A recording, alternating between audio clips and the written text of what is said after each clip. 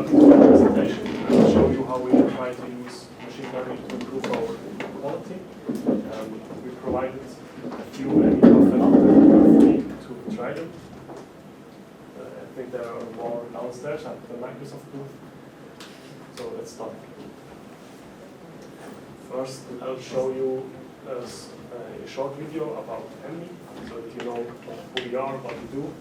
Then I'll explain our problem, what to do about it, how we do it, and what the next steps will be.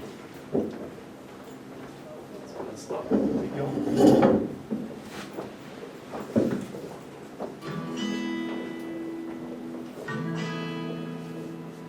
Dairy products made to outstanding quality require the passion, dedication, and skills of a craftsman. A craftsman who enjoys his work as much as he cares about the end result, who never forgets the value of quality ingredients, and combines tradition with know-how to deliver the best tasting milk products. Grüezi, and welcome to Emmy. The milk of every fourth cow in Switzerland arrives daily at Emmy, making Emmy the country's largest milk processor and a premium dairy with international status. Emmy is proud to be the leading exporter of Swiss cheese, only possible with our 5,000 dedicated employees who work and train with us in over 100 different professions. They have made Emmy what it is today, a company with annual sales of over 3 billion Swiss francs worldwide. At different locations around Switzerland and abroad, our employees care for the top quality and environmentally sustainable processing of milk to make yogurts, cheese, and milk drinks, which are exported to over 60 countries around the globe. At the same time, they pay special attention to satisfying the tastes and needs of our consumers. This is the key to creating successful and innovative products, like our Café Latte, which sells over 100 million cups a year. When it comes to the ingredients we use in our products, sustainable production is every bit as important as impeccable quality. As Switzerland's largest organic processor, sustainability is at the heart of everything we do, not only for our products, but also for our manufacturing processes, making it possible for us to reduce our CO2 emissions and our consumption of electricity and water year for year. With our Emmy brands and private label products, we are the largest partner of the Swiss retail trade. Through the creation of innovations and specialities, we deliver dairy pleasure every day. And our internationally successful brands, such as Café Latte, the award-winning Kaltbach cheese, Emmy Muesli, Kaiku, and Gerber Fondue, have grown us to become a leading ambassador for Swiss dairy throughout the world.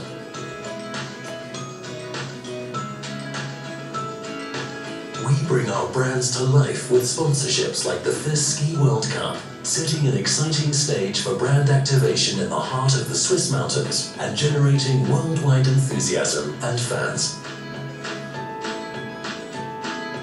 Emmy, Switzerland's leading milk processor and Europe's innovative premium dairy.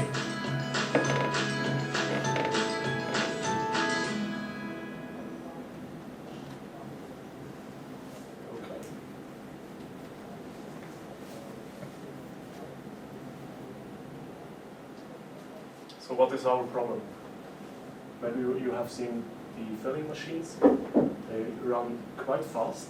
So most machines are hard to observe what the product really does, because maybe it's 10 products a second or something like that. They run many different products.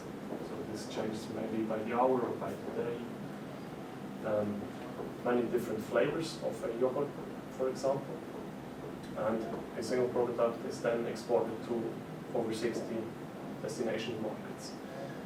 So there is a huge lot of packaging that differs in small details.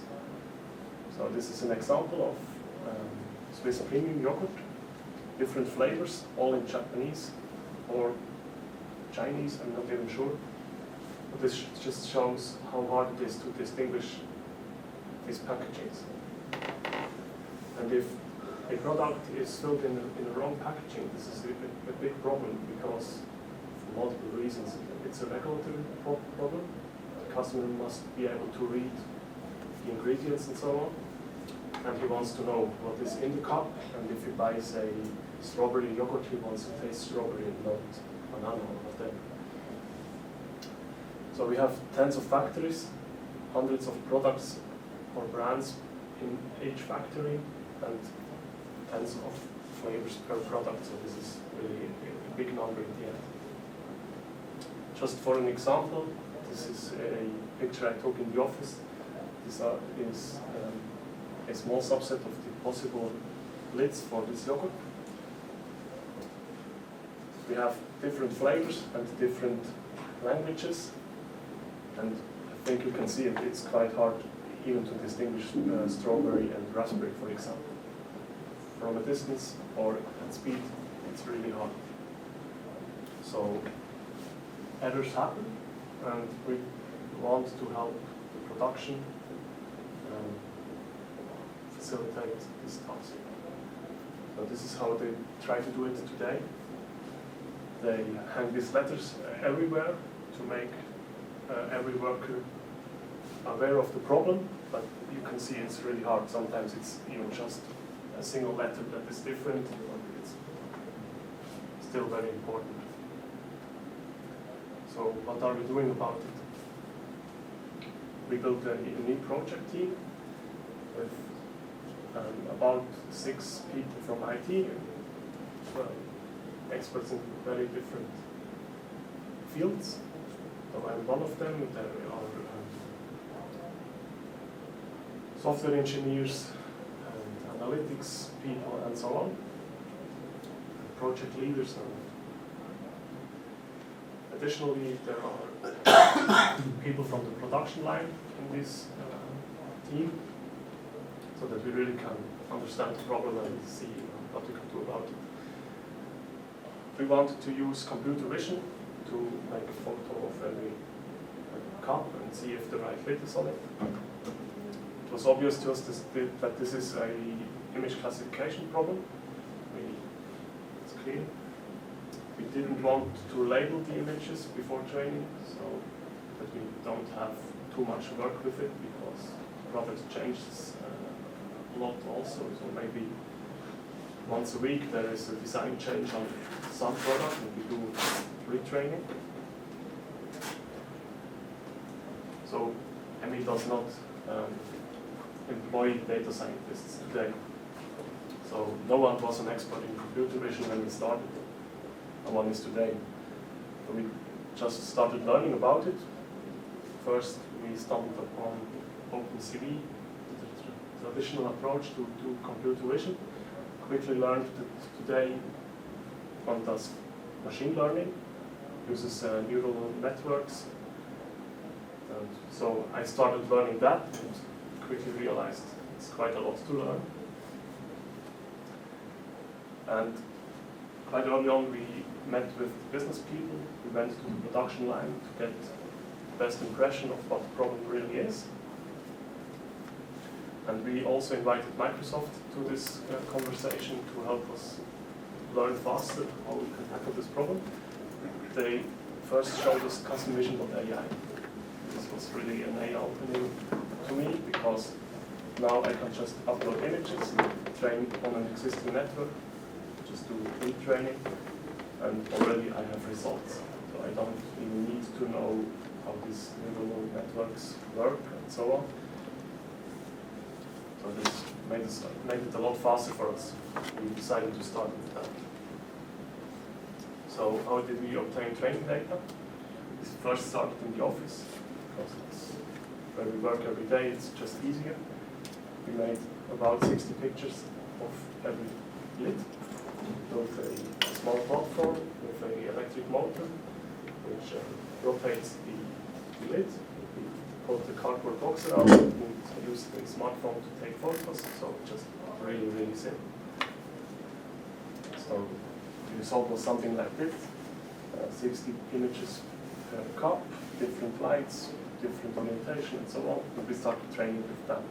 Just uploaded all the images using a standard internet browser to the custom vision AI. We labeled the pictures by hand and trained the network, and already results are quite promising. So we have not even 2% error rate. You just need to focus on precision. You can't forget the rest. So this is just 60 pictures per cup.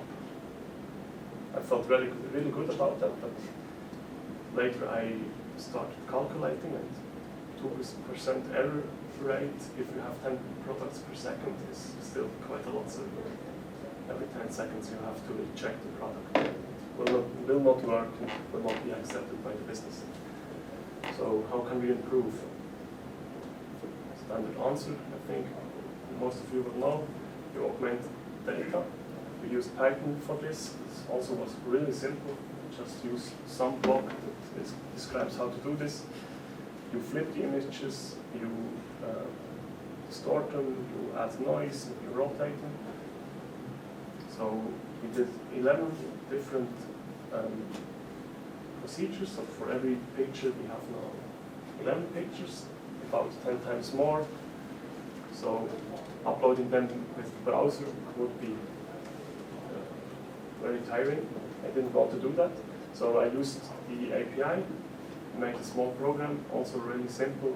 Import a folder of pictures, upload them to the API, automatically tag them, and train. And this was really successful to my surprise, I must admit. We have a very good precision, and we are happy now with this result.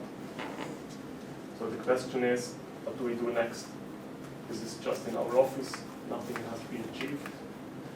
So we need to get out of the office. We need to find a camera that is affordable, we can use on hundreds of machines. And we need to delegate the collection of training images. We can't have someone from IT in every plant and every day collect new training data, just if it's a new product or a new packaging or whatever. And we want to integrate it with the manufacturing execution system. So this is the system that knows what is currently being produced. And we want to compare the result of the neural network to the data in the MES, so that we know if packaging is right or not. Additionally, we want to check if the shelf life date on the product is printed correctly, it's the right date, it's readable, stuff like that. So how do we go to the production line? What camera can we use? Mark from Microsoft was quick to introduce us to this camera. Really a cool idea. You can even run the neural network on this camera. You don't have to upload pictures to a cloud service or something like that. Sadly, this guy came around. This happens every few hours. Someone goes to all of the factory and washes down everything with the pressure washer, and obviously this camera will not like that. So this is not an option. This is a very rough environment. You need a camera that is waterproof. You need to deal with potential drops on the lens. If someone goes around with this tool, you will get water on the lens, so you need to get it off. Not often, sometimes something goes wrong with the cup, full of yogurt or something like that. So you will have yogurt on your camera, and you need to remove that before this guy comes around. So this is not a solved problem for us. We are thinking about what we can do about that. Corrosion might be a problem. And there might be mechanical forces, so we need to make sure that the camera is located correctly and does not move if someone goes in and changes something in the machine or hands over it to clean or I don't know what. So this will be the problems that we need to solve before we can move to production or something like that. We want to do the integration with MES. As I said, MES knows what is produced. So in theory, the operator can just activate the training mode, and we can tag the images that are taken by the camera based on the data in the MES system, and run the training. If we are confident enough that the training is enough, the operator can just switch back to production mode, and we can check if everything is correct. So that is the goal, so that no one from IT needs to interfere there. MES stands for Milk Construction System? No, this is a manufacturing execution system. It's basically the system that controls the machine, tells the machine which product is to be filled, in which quantity, and so on. So the shelf life date. The easiest solution would maybe be just connect the printer to the MES. Today, sadly, that's mostly not the case. Someone goes to the printer, tells the printer what date to print. Obviously, this is a source for errors. So this might be our first step, just connect the printer to the system. But still, after that, you have the problem that the printer might fail, or might fail partly, just print unreadable stuff and so on. So still it might make sense to use OCR, check the shelf life date against the MES data. So I'm already at the conclusion. For us, it was surprisingly easy to use machine learning technology, for Microsoft in this case. I'm sure there are other vendors or companies that offer such services.